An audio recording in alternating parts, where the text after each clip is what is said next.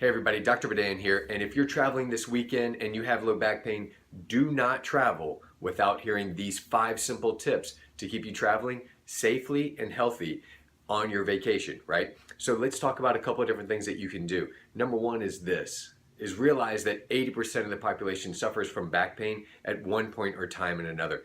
It eventually becomes chronic conditions if we don't get it taken care of over a long enough time. It's the leading cause of disability worldwide. It also is the leading cause of things like not being able to work, also because of the fact of not having family time and quality of life. So think about that within itself. You're not able to go to work and provide for your family or provide for yourself. You're not able to have the quality of life that you want to have because of the fact that low back pain's there. You're not able to go out there and throw the ball with your kids or ride around with them on their bikes or do whatever it is. Just being able to sit and watch them perform their sports or activities or whatever it is, or even getting on the floor and playing dolls, whatever it happens to be, because of low back pain. The thing to realize is this, is that you're not alone in that. And these are 5 simple tips that you can do when traveling this weekend, because this weekend is the holiday weekend and I want to make sure that you're doing it as safely and healthy as possible for you. So let's go over some simple tips that you can do. Number one is support, right? Is that if you're traveling, whether or not you're traveling on a plane, train, automobile, whatever it happens to be, a really simple thing if you're traveling on a plane, just use one of these guys, right? It's just a neck pillow.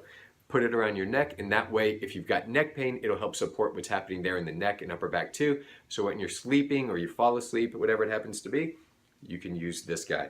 Another really, really simple one is a towel. Just take one of these simple little hand towels, and what you'll want to do is you'll just want to roll it up. And whether or not you're in a car that doesn't have the best back support, lumbar support, you can take it and roll it like this, right? Put it in the small of your back and sit on it that way. That'll help arch your back just enough to give it enough support rather than rounding out. Same thing as if on your plane. If you're on a plane and you're traveling and you have one of these simple little towels like this, you can use that in the same way. Seats are designed in planes to roll us in, to make sure that they can squeeze more of us in, right? And so whenever they do that, they're rounding us out, and that puts stress and strain on your low back and on your lumbar spine. Another very simple thing is this, is watching your posture. Because whenever we're traveling, we're usually hunched over either on our phones or because the seats are designed that way. Watch your posture. Bring your shoulders back and your chest up. That's going to take pressure off your low back. If you think about this, just take your thumbs, stick them in your low back, and when you're rounded out, do you feel how your low back gets more engaged than if you're sitting up tall and you're feeling those muscles there in your low back, in the low part of your spine, right where about your belt line is? You should feel those muscles start to relax when you're in better posture. So watch your posture while you're traveling too.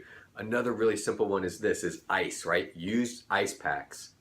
This is something that you can have a cooler with, and you can stick this in the car in a cooler in there. Very, very simple thing to do. Another thing would be, if you don't have access to that because you're on a plane, Ziploc baggies, right? Like just a Ziploc bag. You can use these guys. Ask the flight attendant to help you out. Just put some ice in there, and then you can put it on the areas that are inflamed in your low back, neck, spine, wherever it happens to be, in the muscles around that too. A really simple thing to think about is this, is that I like to tell my patients that whenever they're using anything like ice, is to make sure that they have a towel between the skin and the ice, right? So that the ice isn't directly applied to the skin. And then also 20 minutes of ice with a towel between the skin and the ice is the simple rule to have there. No more than 20 minutes, because it can start to irritate the skin and cause damage there as well. And just gets to be a bit more uncomfortable than we want it to be. The other thing is get up and move.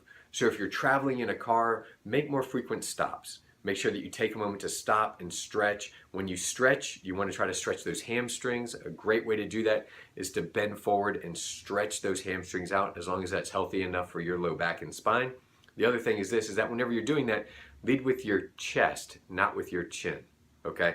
When you lead with your chin, what you do is you round out your back, as opposed to if you lead with your chest, you're going to lead with your chest, and that's going to then stretch out those hamstrings much more, right?